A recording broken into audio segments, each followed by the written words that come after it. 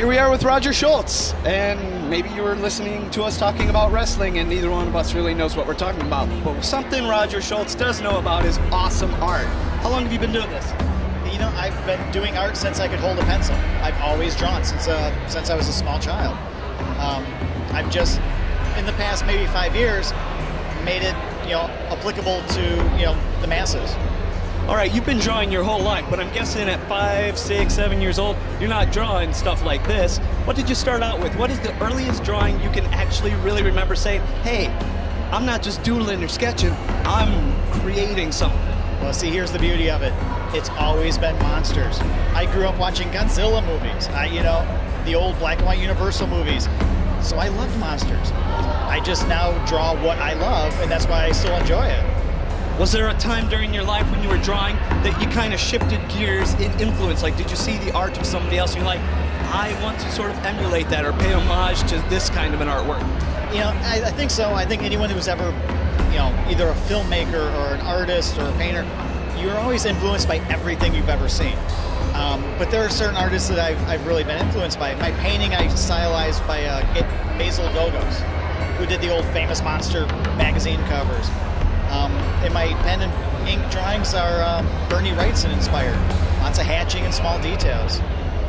All right, when I look at your stuff, I'm not looking at artists like, hey, this came from here, but there are things that it invokes feelings in me of things that I love. It's not necessarily album covers or comic books that I've read, but when I look at certain pieces, I get this feel and I think of other things. Now, on a scale from 1 to 5, I'm just going to throw things out at you, and you just tell me how much you think you influence that art style. Like, I feel Rob Zombie. Oh, 5. I'm a huge Zombie fan. I love his style, his music. So, yeah, it's a big influence. Rat Fink. I'm going to go 5. I'm a hot rod guy, too, so. Rockabilly.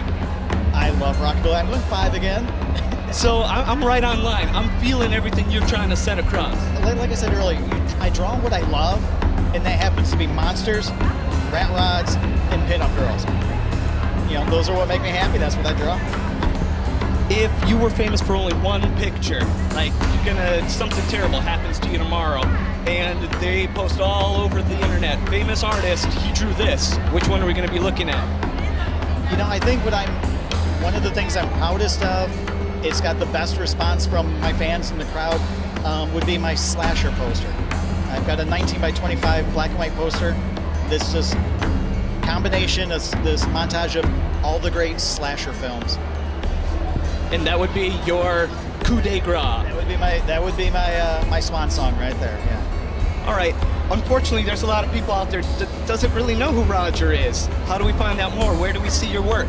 I do the horror convention circuit. I'm on the road at a horror convention, usually 2 or 3 a month. But other than that, the best way to find me is social media. I'm either, both of which on Facebook, I'm either Illustrator Roger Scholz, SCHOLZ, or Wicked Illustration.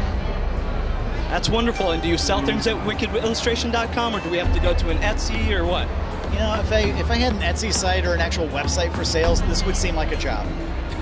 So yeah, through the Facebook, just message me through PayPal and shipping. I'll mail anything out. You want to do a shout out to any of your homies? To all my homies, you know who you are. What about that guy? He's kind of a jerk. But I'm going to leave that with you.